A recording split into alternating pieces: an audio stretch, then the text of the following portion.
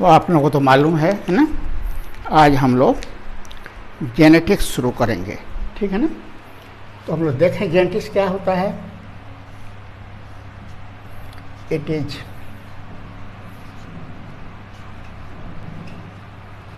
a study of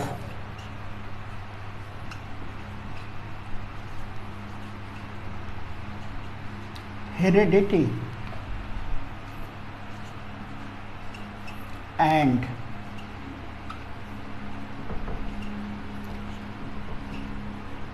variations। Heredity और variations के अध्ययन को हम लोग क्या कहते हैं, जेनेटिक्स कहते हैं। अब हम लोगों को फिर देखना पड़ेगा ये हेरिडिटी क्या होता है। हेरिडिटी है ना, इट इज पासिंग, पास करना of characters from parents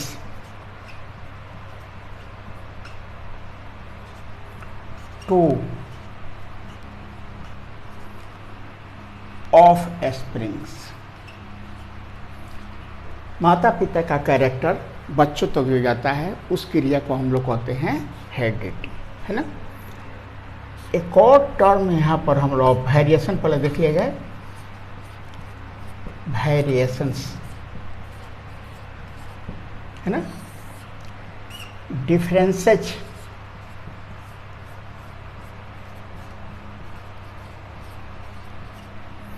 among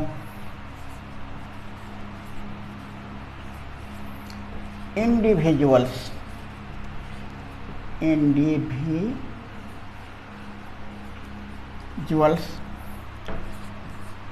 of a species. एक ही स्पेसीज के जीवों के बीच जो वेरिएशन पाया जाता है, हम लोग जितने मनुष्य हैं सब एक दूसरे से वेरी कहते हैं, उसी को हम लोग क्या कहते हैं, वेरिएशन कहते हैं।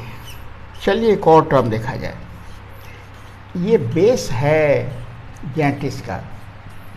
और भी बहुत सारे टर्म है, जहाँ जो टर्म आएगा हम यहाँ पर कुछ नहीं लिखेंगे उसके बारे में, जहाँ जो टर्म आएगा वहीं पर डिफाइन करेंगे उसको। जैसे जीनोटाइप क्या होता है, फिनोटाइप क्या है, होमोजाइगस, हेटेरोजाइगस, एलिज, जो टर्म जहाँ मिलेगा वहीं पर उसको हम लोग डिफाइन करेंगे तो और समझ में आएगा जल्दी। डोमिनेंट क्या होता है, रिसेसिव क्या होता है ना। Inheritance, the way of passing of characters from parents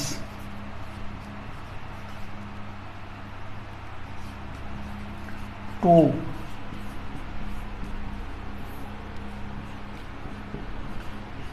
offsprings। ये तो है कि पास करता है, उसको कहते हैं फादर मदर का कैरेक्टर बच्चों तक जाएगा, हेरिडिटी। जिस ढंग से जाएगा, किस वे से जा रहा है, उसको हम लोग कहते हैं ऑफस्प्रिंग। उधर इसका हम थोड़ा एग्जाम्पल भी ड्रॉ करेंगे, ठीक है ना। एक और टर्म ऑफ कैरेक्टर के बारे में देखिए। कैरेक्टर्स क्या होते हैं, कैरेक्टर, ठीक है ना। हेरिटेबल वो चीज़ जो है इनहेरिटेंस में भाग ले, या जिसका जो हेरिटेबल हो, जो हेरिडिटी में भाग ले। हेरिटेबल फीचर्स, गुण ऑफ एन ऑर्गेनिज्म। जीवों के जो फीचर्स होते हैं जो इनहेरिटेंस में भाग लेते हैं उसको हम लोग कैरेक्टर कहते हैं। एक और इम्पोर्टेंट चीज़ है ना, ट्रेट बार बार मिलेगा हम लोगों को, आप लोग समझ में जल्दी नहीं आएगा कि ट्रेट्स किसको कहते हैं ना, TRAIT ट्रेट्स है ना। इट इज पार्ट और फॉर्म्स ऑफ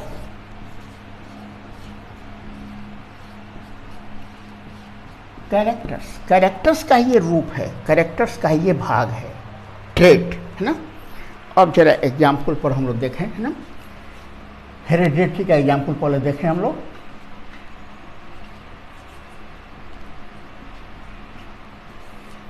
ये आप लोगों को मालूम है ना, ये ह्यूमन का फीमेल का कॉम्पोजिशन है ना, ये फीमेल हो गया, और ये मेल कोई है तो उसका कॉम्पोजिशन है, ठीक है ना। XY मेल में रहेगा और XX फीमेल में रहेगा, है ना। और ये हैं पेरेंट्स,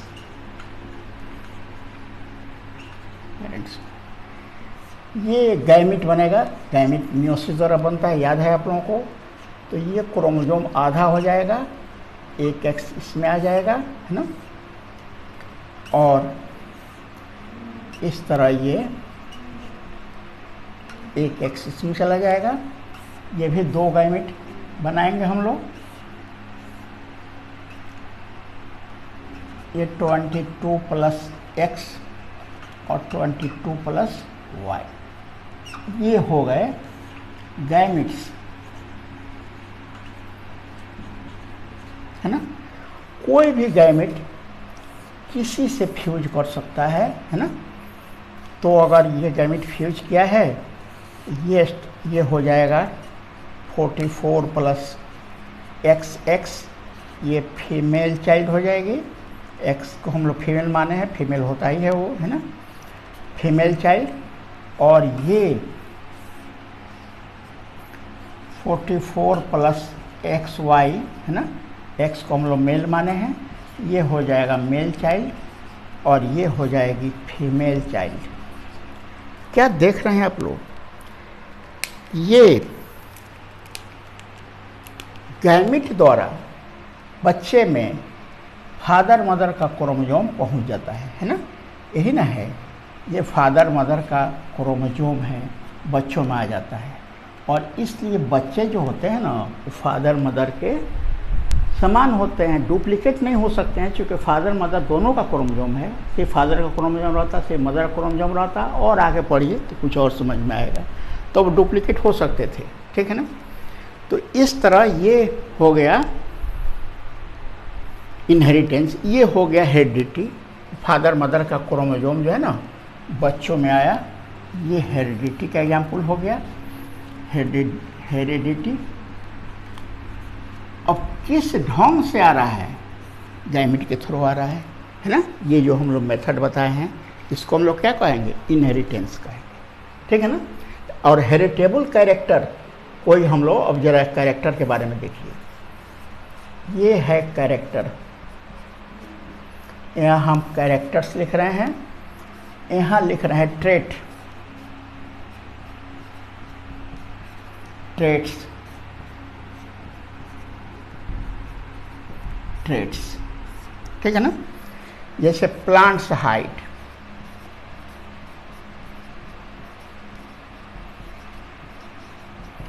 प्लांट्स की ऊंचाई, ये कैरेक्टर हो गया। अब वो टॉल है या ड्वार्फ है, इसको हम लोग कहेंगे ट्रेट, है ना। उसी तरह फ्लावर्स कलर या फ्लावर कलर, ये हो गया कैरेक्टर। अब ये फ्लावर रेड है, वाइट है, इसको कहेंगे हम लोग ट्रेट, है ना। अपना हेयर, हेयर कैरेक्टर हो गया। स्ट्रेट है, सीधा है, या घुंघराला है, कर्ली है, क्या कहेंगे इसको हम लोग, ट्रेट कहेंगे। उम्मीद है आप लोगों को इतनी बात सब समझ में आ रही होगी, है ना। और इसमें कुछ और बात है ना, जिसको हम लोग जल्दी से देखें। ये तो ठीक है, इतना उतार लीजिएगा आप लोग, है ना। अब हम कुछ और बात इसमें देखना चाह रहे हैं हम लोग, है ना।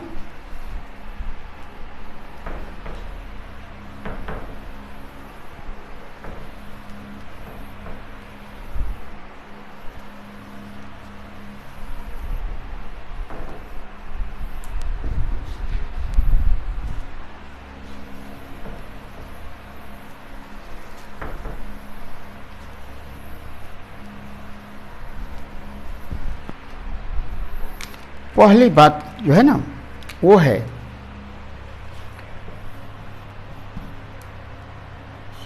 बेटिसन,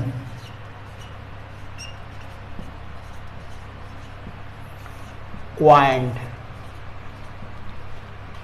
जोड़ना, है ना। Coined the term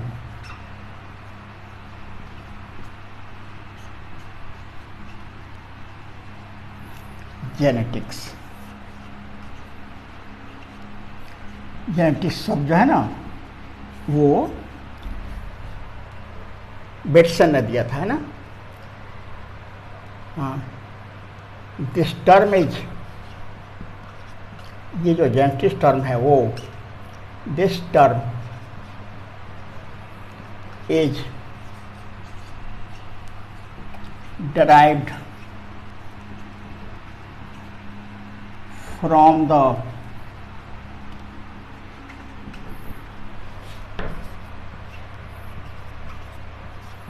Greek word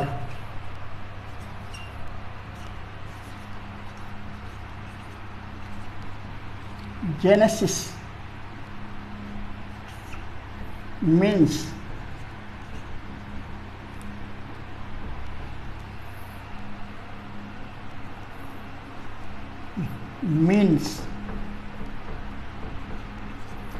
origin. Genesis का मतलब क्या होता है? ओरिजिन, है ना। उसी शब्द से ये बना हुआ है, तो बच्चों को ओरिजिन किस तरह हो रही है, इसलिए इसका नाम जेनेटिक्स है ना। दूसरा नाम है टी.एच. मॉर्गन, खाली लिखे हम लोग, मॉर्गन, फादर ऑफ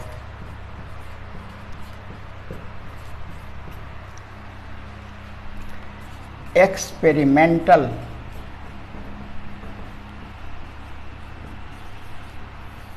जेनेटिक्स। बहुत सारा एक्सपेरिमेंट इन्होंने किया था, इसलिए फादर ऑफ एक्सपेरिमेंटल जेनेटिक्स कहा जाता है मॉर्गन को, है ना। मुलर, है ना, फादर ऑफ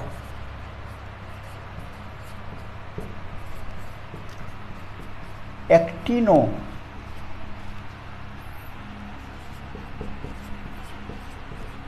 बायोलॉजी। एक्टिनोबायोलॉजी का मतलब होता है effect of rays on the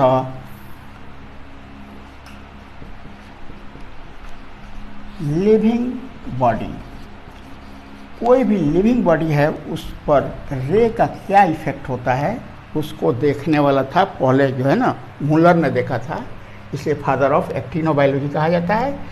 ये भी जेनेटिक्स का ही एक भाग है, ठीक है ना। और अब Garrod, father of human genetics. Human genetics का फादर जो है ना गैरोड को कहा जाता है ना। और लास्ट में बहुत ही important personality Gregor John Mendel, है ना। इसको कहा जाता है फादर ऑफ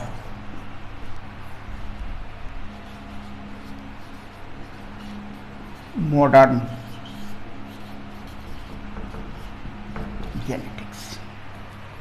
है ना, इसको फादर ऑफ मॉडर्न जेनेटिक्स कहा जाता है। ठीक है, तो अब हम लोग इतना तो हो गया। अब हम लोग फिर जो है ना, अब ग्रीगर में ये मेंडल के बारे में कुछ जानेंगे, है ना। तो इसको आप लोग वैसे ही वीडियो को पॉज करके उतार लीजिएगा और अब हमको आने दीजिए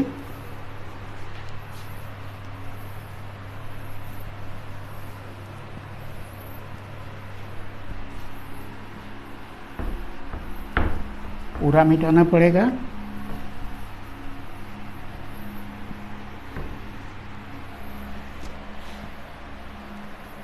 क्योंकि हम लोग मेंडलिज्म ही शुरू करेंगे पहले, है ना।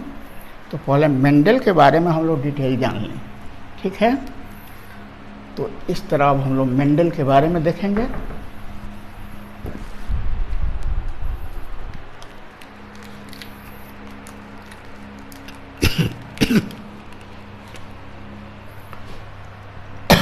पूरा नाम है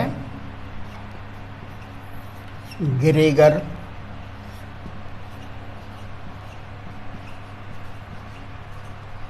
जॉन मेंडल। ठीक है ना। Born 1822 in Silesian village in Hein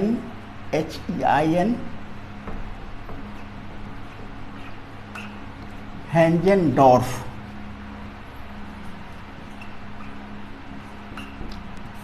ये ऑस्ट्रिया, ऑस्ट्रेलिया नहीं, ऑस्ट्रिया, जिसको आजकल हम लोग चेकोस्लोवाकिया कहते हैं, है ना।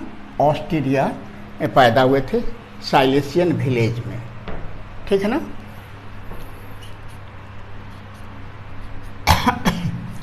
After schooling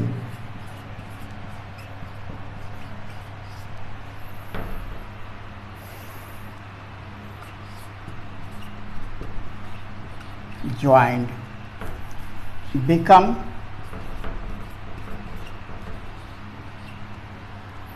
monk। कहा जाता है कि साइंस पढ़ना है तो साधु बनना पड़ेगा, है ना। monk in a monastery in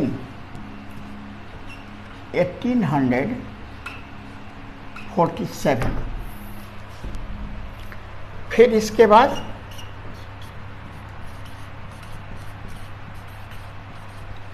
became school teacher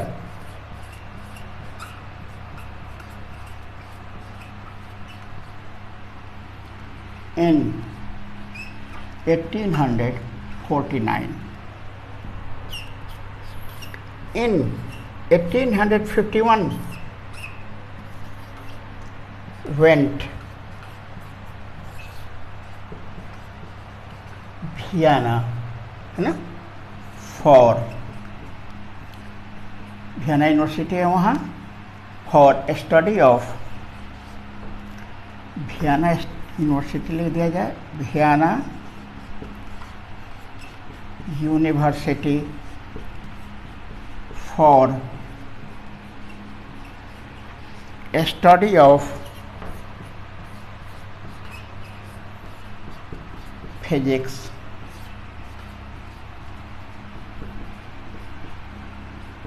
chemistry and biology, है ना। he returned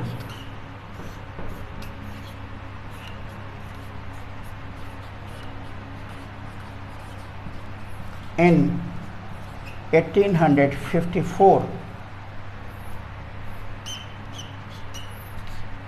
from 1856 to 63 worked on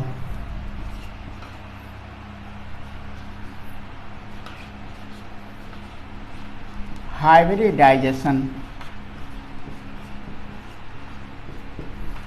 in plants, है ना। यहाँ पर प्लांट को हम अलग कर दिए ना, प्लांट्स,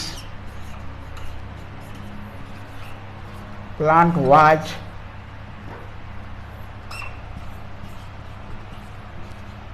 पायसम,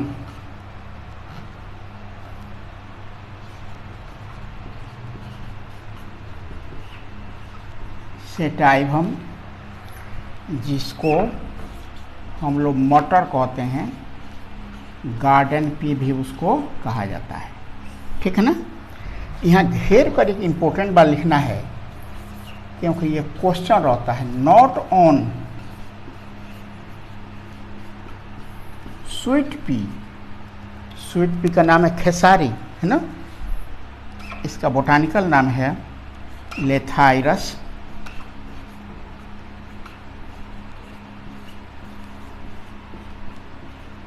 ओडोरेटस। इस पर काम वो नहीं किया था, बार बार क्वेश्चन रहता है स्वीट पर पी पर काम किया था या गार्डन पी पर, तो गार्डन पी पर काम किया था, जिसको हम लोग मटर कहते हैं, ठीक है। इतना हम लोग देख लिए। अब आगे देखिए, इसमें his work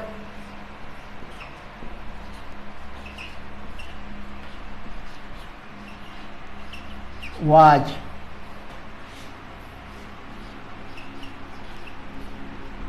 published, his work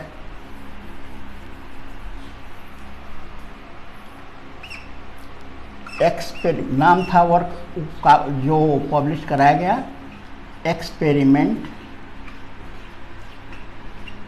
on plants hybridisation,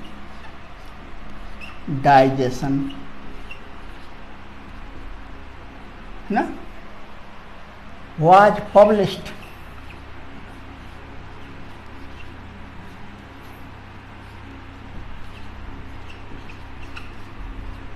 in 1886 in 1886 in annual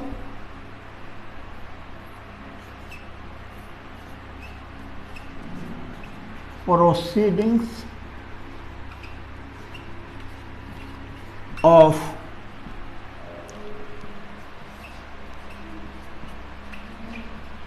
natural history society of बरन, ठीक है ना। उसका जो वर्क था एक्सपेरिमेंट ऑन प्लांट्स हाइब्रिडाइजेशन, है ना, उसको annual proceeding of natural history society of बरन में पब्लिश करा गया, है ना। अब यहाँ पर थोड़ा हम शॉर्ट कर रहे हैं। ही डाइड, मर गया वो, इन 1884 without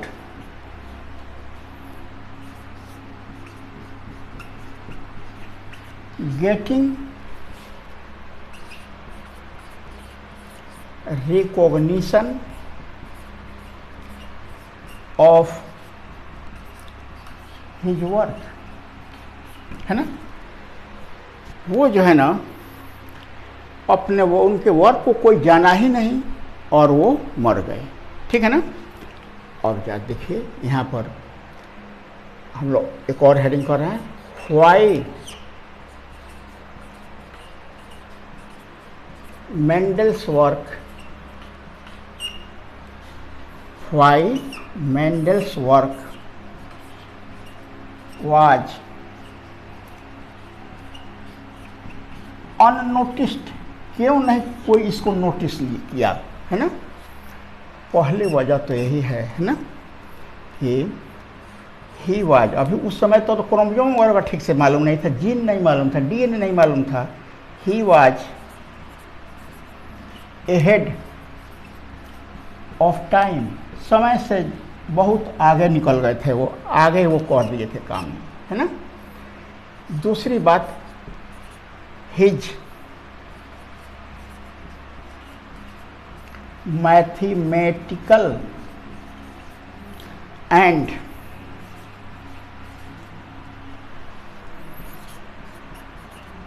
statistical data was not familiar, वो उतना लोग उसके बारे में, वो मैथमेटिकल डाटा दिए थे, स्टैटिस्टिकल डाटा दिए थे, जो लोगों को उतना मालूम नहीं था, उससे लोग परिचित ज़्यादा नहीं थे, है ना। तीसरा कॉज और भी हो सकते हैं, है ना। एक और कॉज दिया जाए, his publication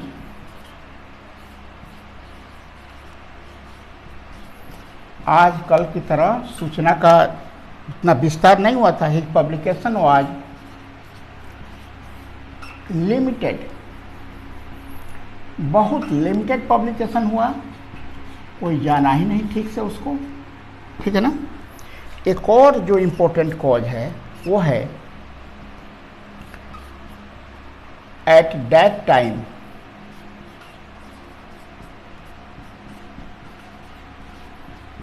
in 1868 Darwin's book, Darwin's controversial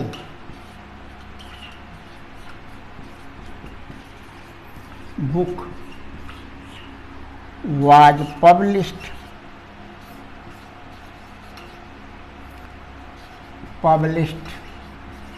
book का नाम था ओरिजिन ऑफ स्पीसीज। डार्विन की किताब origin of species, origin of species है ना, स्पीसीज में हम लोग भी हैं और मनुष्य स्पीसीज है, तो मनुष्य की उत्पत्ति किस तरह हुई है। यहाँ तो सारा लोग यही मानता है कि भगवान ने हम लोग को पैदा किया है, चींटी को भी वही पैदा किया, हाथी को भी पैदा किया, मनुष्य को भी। लेकिन ये कह रहा था कि वो तो बताया था कि मनुष्य की उत्पत्ति किस तरह होती है। ये काफ़ी कंट्रोवर्शियल बुक थी, सारा साइंटिस्ट जो है ना उसी पर उस सबका लगाया हुआ था। मेंडल के वर्क जो है ना अननोटिस्ड रहा, कोई उसके बारे में नहीं जान सका, ठीक है ना। इतनी बात कम ही है टाइम अब, है ना। थोड़ा सा और हमको देखें हम लोग। अब आगे देखिए, एक और हेडिंग कर रहे हैं हम अब।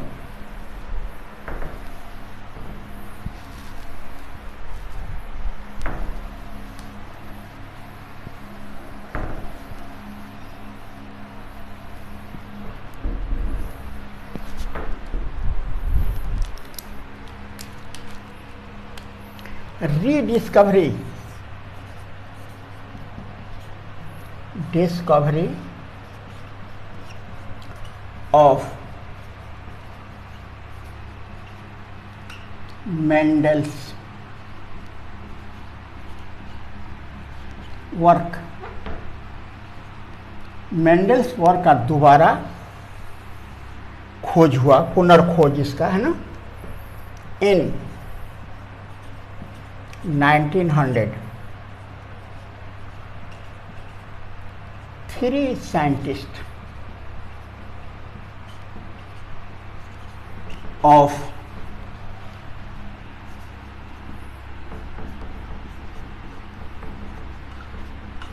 different countries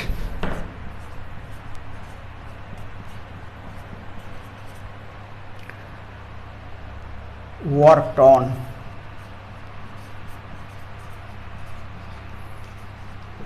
different plants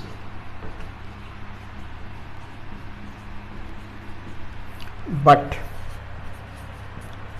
came on the same conclusion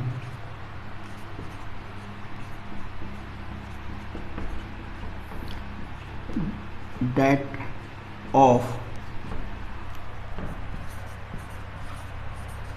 Mendel, है ना। ये जो साइंटिस्ट थे ना,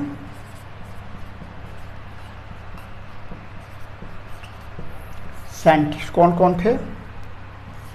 हेउजो,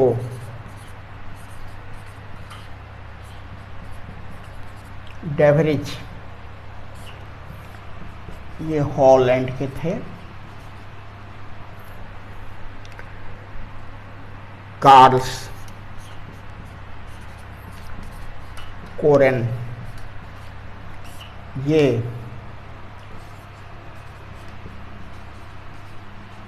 जर्मनी के थे। और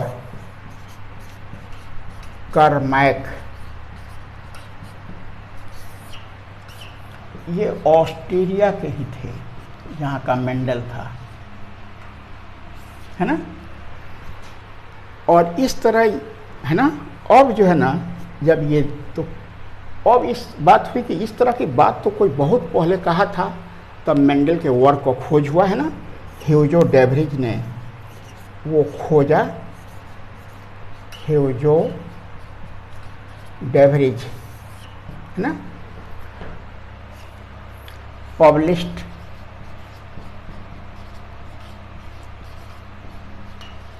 द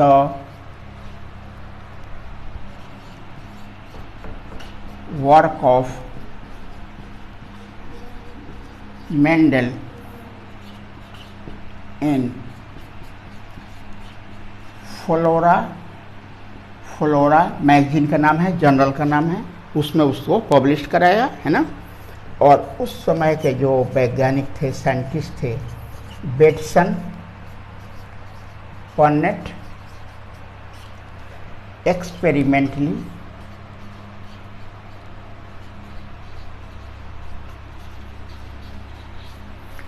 verified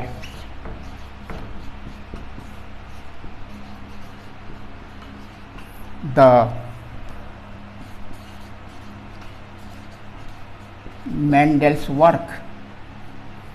मेंडल्स वर्क को उन्होंने एक्सपेरिमेंटली वेरीफाइड किया, है ना। फादर क्यों कहा जाता है? ही फाउंडेड, एक लाइन और लिख दीजिए, he founded the science of genetics, इसलिए तो इसको फादर कहा जाता है। जेनेटिक्स जो है ना, उसका फाउंडर कौन है? मेंडल, इसलिए इसको क्या कहा जाता है? फादर, ठीक है ना। तो ये रहा कुछ इसका इंट्रोडक्शन, आप लोग ठीक से इसको पढ़ लीजिएगा। फिर अभी हम जो शुरू करेंगे तो मेंडल की ही बात करेंगे, है ना। मेंडल किस तरह एक्सपेरिमेंट किया था उस पर ध्यान देंगे हम, क्या क्या वो किया था, तब हम लोग एक्सपेरिमेंट पर आएंगे उसका, ठीक है। तो आगे हम लोग फिर मिलेंगे।